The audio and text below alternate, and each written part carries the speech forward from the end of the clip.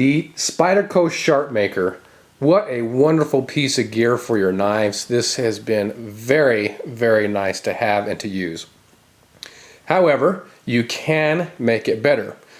Now when you first purchase this thing, what it comes with are these gray ceramic rods and the white. These are, I believe these are medium and these are a fine, and they work great.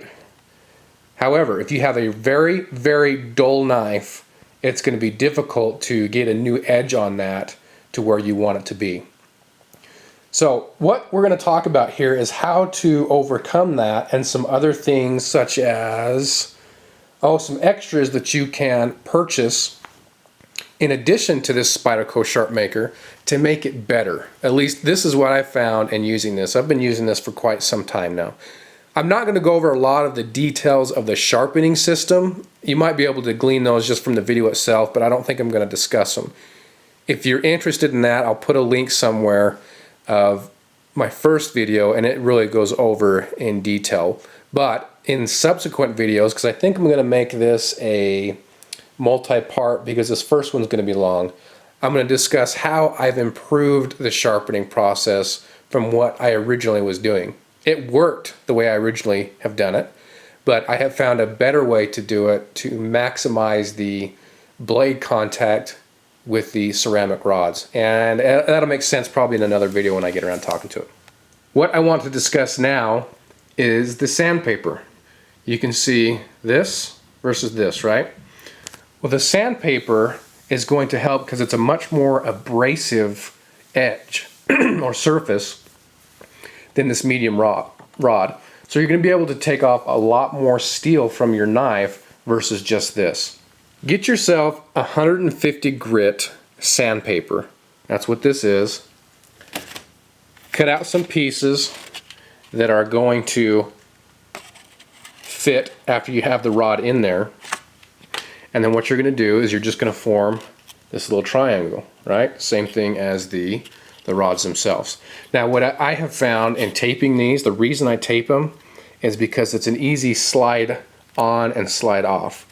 But the bottom, do this, just leave a little bit hanging out on the bottom there, because what you can do is then take each of the three corners and rip them, and then what that does is it forms a little flare at the bottom, so then it's easy to put on over the ceramic rod.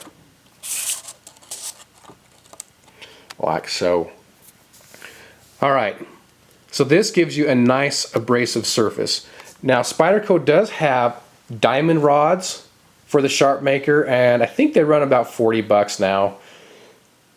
But I've hesitated pulling the trigger on those because I didn't want to spend that much. And doing research, I haven't found this out myself, so this is just what I found via research, is that over time the diamonds kind of get knocked out of here and the surface isn't as abrasive as when they were brand new, and it doesn't work as well. So I decided to go a little bit cheaper route, and a lot of times you guys have this 150 grit sandpaper laying around just anyway. So put that on, and this is going to be your first step in the sharpening process rather than using just the gray stones. What you're going to do, take your knife, this is the SOG Mini Aegis. You can take your knife, now this one's got a good edge on it, so I'm not going to use this, but I'm going to roll in some footage in just a minute. And do like you normally would, just run it down each side. And you might say to yourself, well, isn't that going to cut in the sandpaper? Remember, if you've got a really, really dull knife and you need sandpaper, it's not going to cut into the sandpaper, trust me. However, what you need to do is make sure you have a really tight edge, and that will certainly help that out, because if it's not tight enough, you probably will cut through. And what happened is a guy at work gave me his knife, and it was really, really dull. It was a Tonto blade, which I don't like sharpening, but I digress. On his blade, the top portion of the Tonto blade, there was some chips in it, and I could barely cut any paper with it. It was just a really, really dull blade.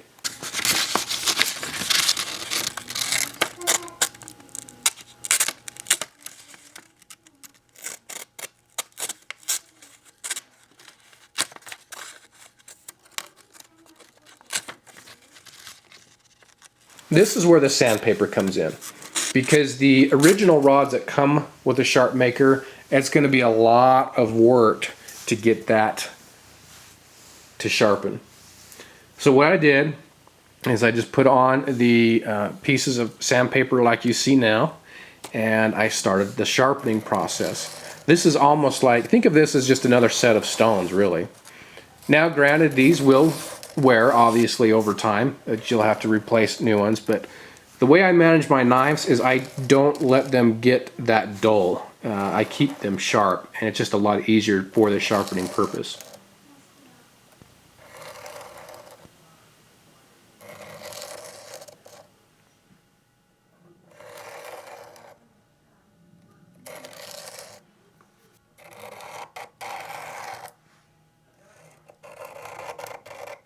Now remember, I didn't take any footage of using the gray ceramic rods, but just note you do have to use them. So you're going to use the gray ceramic rods with the sandpaper over them. Then you're going to take the sandpaper off once you feel that you've got the blade to where you need it to be. And a lot of this too is just using it over time. You kind of get a feel for how many strokes your blade needs. Then you'll take the sandpaper off on both of these. Then you'll start that process again. So you'll use the sharp side. Again, I'm not going to go over this in detail. Then you use the flat side. And then once you're done with these, you'll move to the fine ceramic rods, and you'll finish out the process.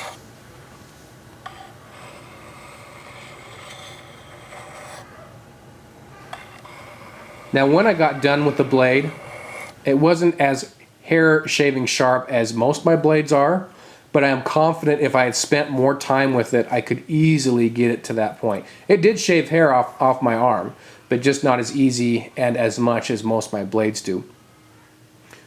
The steel was 8CR13 MOV, and so this is, a little bit softer steel, probably easier to work with. I haven't tried it with any of the harder steels yet, so you guys will have to try that out. But it worked very well, and the paper cutting was just much, much better than it was the first time. I also did this with my Ontario Rat 1, and it had a chip in the blade after cutting a lot of cardboard, and it took that chip right out, and boy, I'll tell you, it got back to a very, very nice hair shaving sharp. So try that, guys. You can get your consistent angle. I'll continue this video on, or this series of videos on, to discuss other things on how to maximize your strokes on the rods, why this is down on a piece of board here that I cut out. I'll kind of show this off a little bit more later, and some other tips and tricks that might make this a little more useful system for you. Thanks for watching, guys. Stay tuned, and I'll release those other videos in a little bit.